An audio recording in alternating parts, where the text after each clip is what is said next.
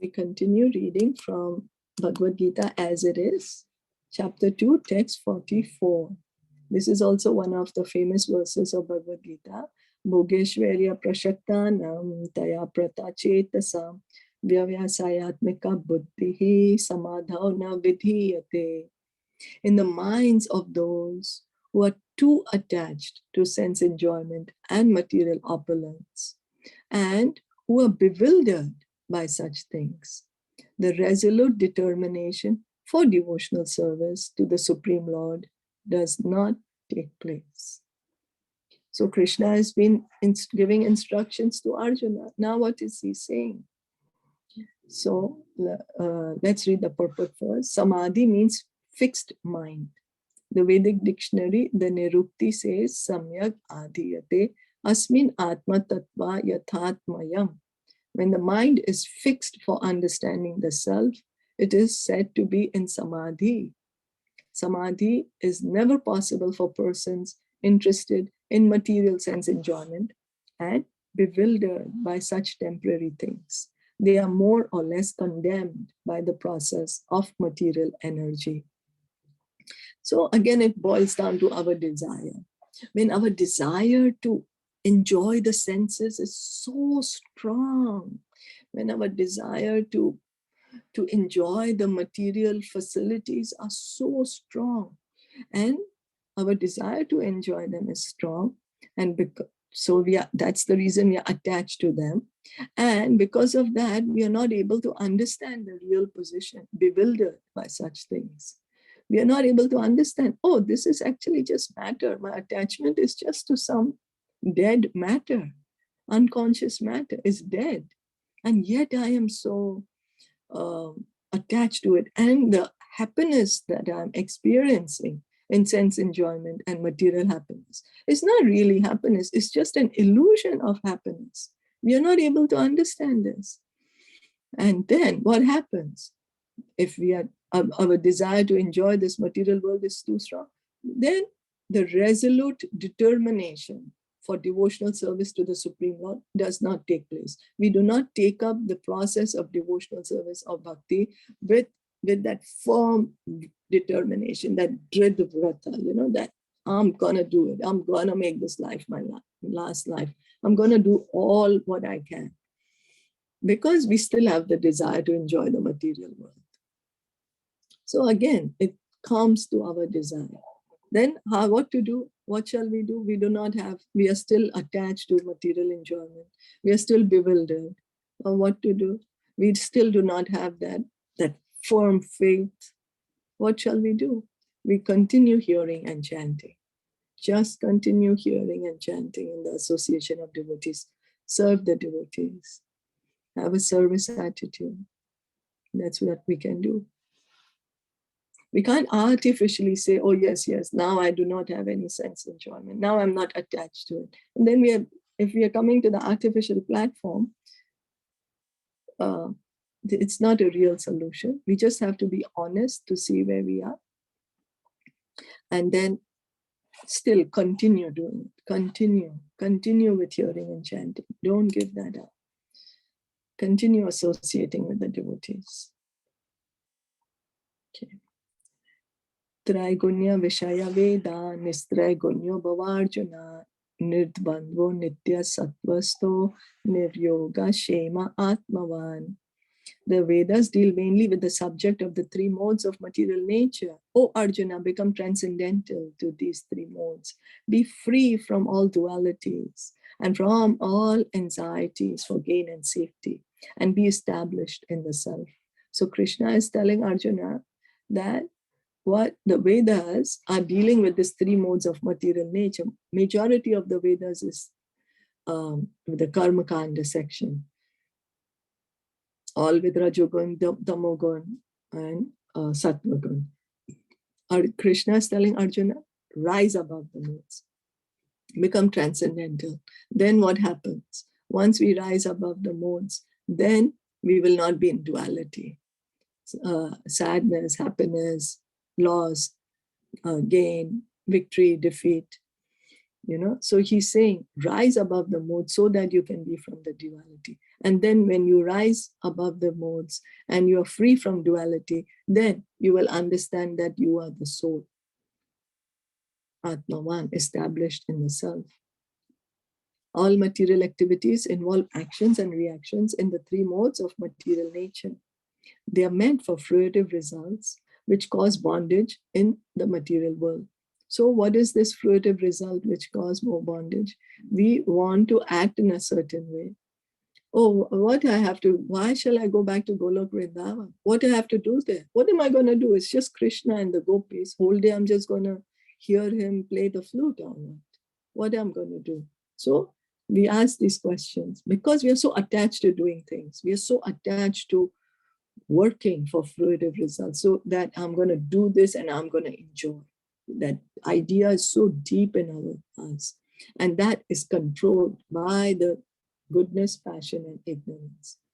How we are acting, what our desires are, it's being controlled by these three modes. The Vedas deal mostly with fruitive activities to gradually elevate the general public from the field of sense gratification to a position on the transcendental plane.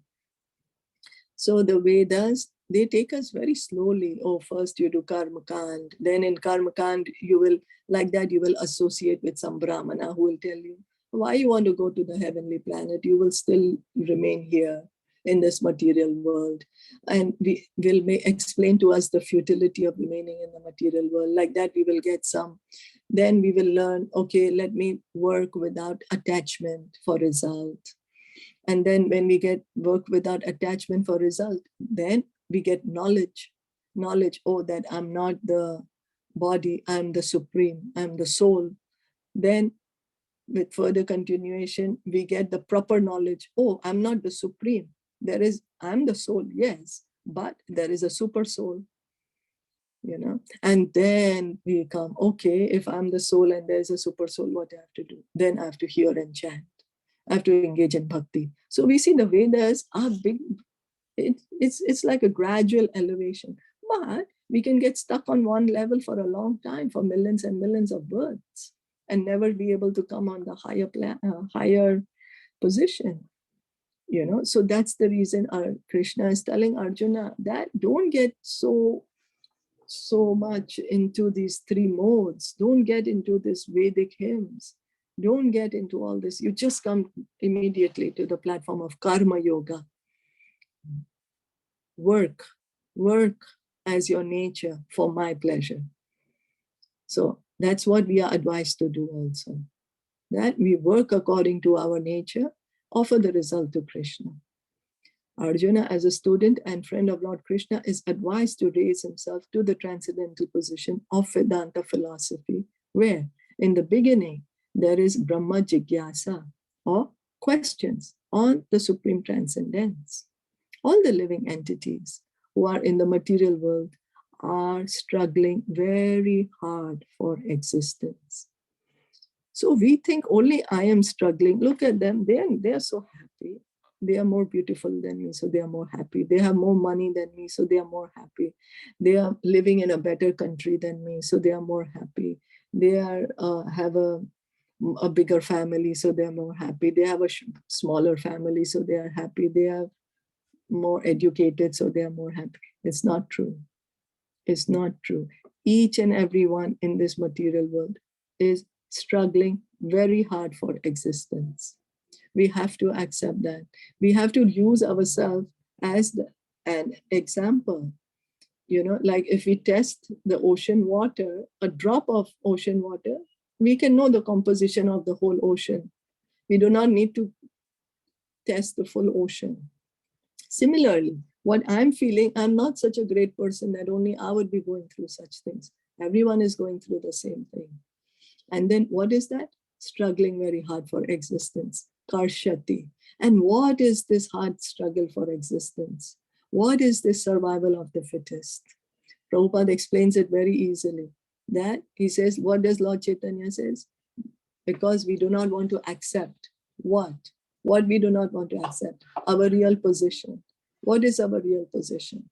That I am not the master. I am the servant.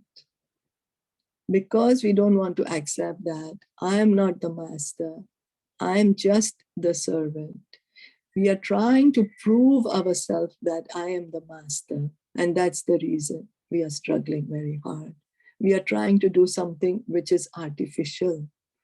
And that's the reason we are struggling. We are trying to do something which is unnatural. That's why we are struggling. We are trying to do something which is impossible for us. That's why we are struggling. So because Krishna, so Srila Prabhupada explains it very nicely that Krishna says, surrender unto me.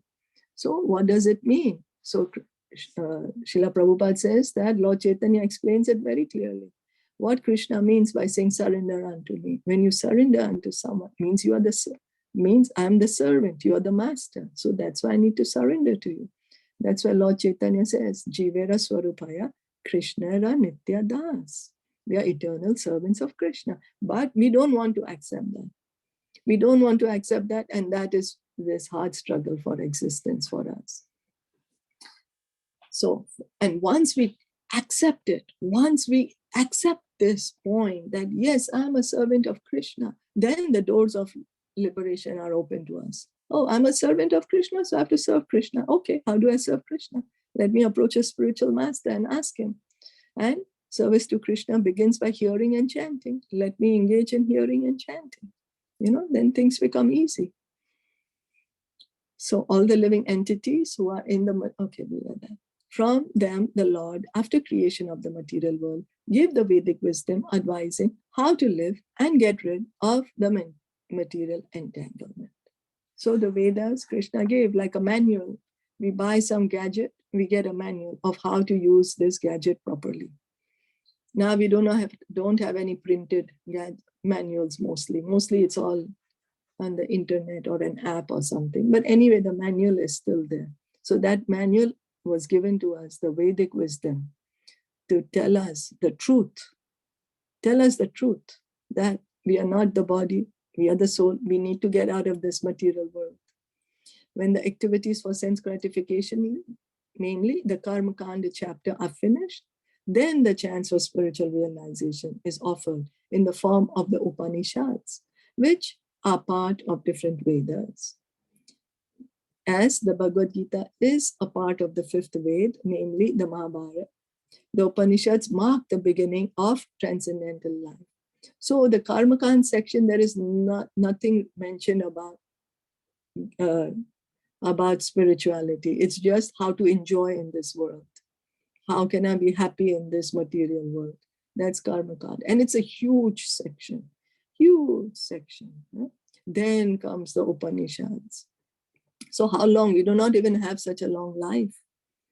It will take us lifetimes, and we do not even have the qualification to read that.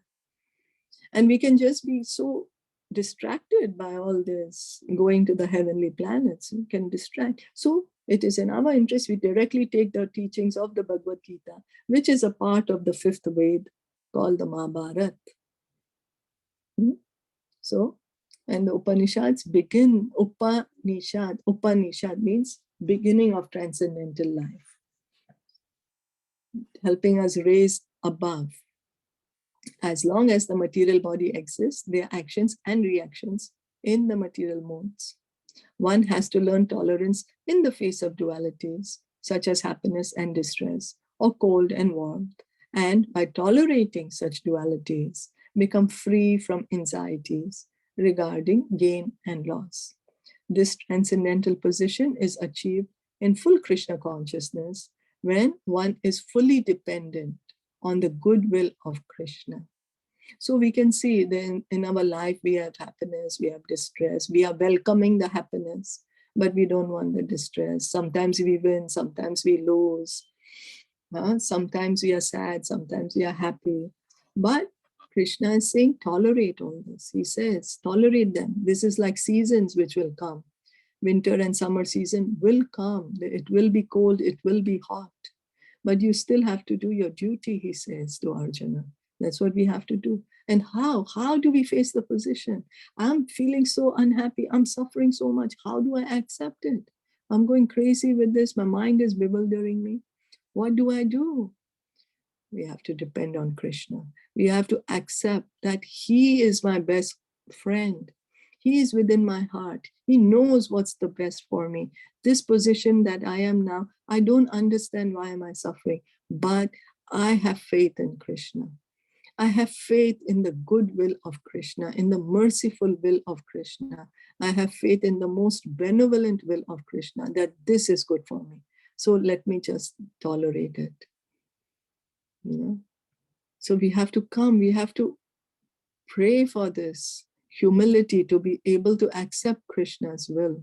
We have to hear and chant so that we are being able, we can accept, we can depend on Krishna, we can understand that He is my best friend. He knows better than me what is good for me. We have to have that faith in Krishna, that He knows the best. I don't know. I think I know. I feel I know, but I actually don't know. So I have to trust Krishna. Is that okay? Yeah. Any questions or comments? I think this is the most important part that you mentioned, that we need to trust Him. Yeah, it's very difficult, not easy. It's not easy because we are thinking, I know what I have to do. I should be the enjoyer. Why should anything bad happen to me? And why this one is not following what I'm telling them to do. They should do what I'm telling, and that is good for them. You know, we are used to this since millions and millions of lives. But that's what Krishna is saying, just surrender unto me. So we need to listen to Him, that Krishna knows. He is my best friend. No matter what's happening to me, I don't understand why it's happening. Let me just accept it as Krishna's goodwill. It's not easy, very difficult, but we have to pray. We have to pray. Krishna, please give me this humility to accept your will.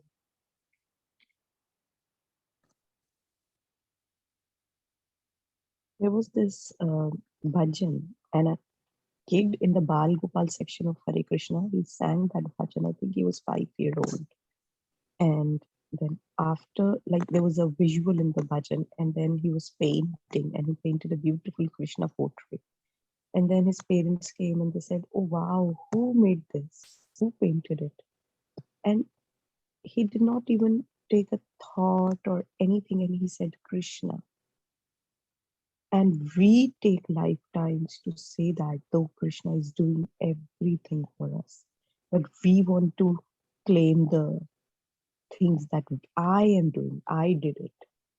And that was so beautiful that, like, and the parents were stunned because he wasn't taught or nothing. And then he didn't even take a second and he said, "Krishna." So he's giving the credit. And we are wasting our lives. We want the credit for the things that even we don't do sometimes. We are expert in that. We are very expert in that. We take the credit for the things we don't do, for the good that we don't do. That's what Radhanath Maharaj says. And we say, and for all the bad we do, we blame it on someone else. Yeah, but then we have to come back. Yeah, so we have to chant. We have to follow the process. We have to hear, keep hearing, keep chanting, associate with the devotees. Serve the devotees. Service to the devotees is very powerful, very purifying.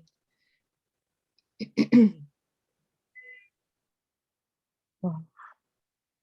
Yeah, we are reading in this, we are reading Prabhupada's books. We should read in the mood that, Prabhupada, this is my service to you. Let me read. You spent so many tireless hours translating these books for us. So this is a tiny, insignificant service I can do, is at least try to understand what you were trying to tell me. And if we can give some books to others, that's a very great service. Yeah. You know, all in the service of Prabhupada, that Prabhupada, this is how I can serve you. Not that, oh, I'm doing this, but Prabhupada, please engage me in this service. And I think, did you share the quote that Prabhupada assures that who is distributing my books, I assure you, you don't have to worry, I'll take you back. Prabhupada did say that. I'm not sure who shared the quote. Somebody, I think I just saw it on one of my friends or somewhere. Then maybe they shared this quote. So he has been assuring us always. Yeah. So if we distribute these books, give the knowledge to others, so they can also understand the truth, then it's some tiny insignificant service we can do.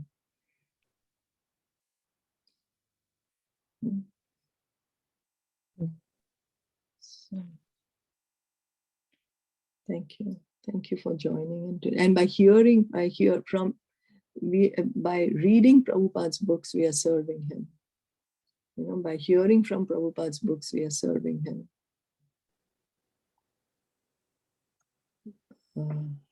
Yeah, if we are not able to give it to others, we at least read it ourselves. We try to understand it ourselves. That's a great service to him.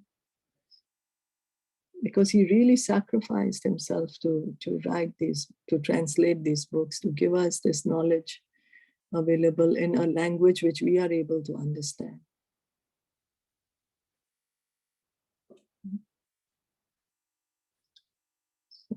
Thank you so much for joining in today morning. Srimad Bhagavad Gita ki jai, Srila Prabhupada ki jai, Gaur Premanande, Hari Bol. Thank you so much for your participation. Thank you, Thank you for Shilpa. showing up every morning.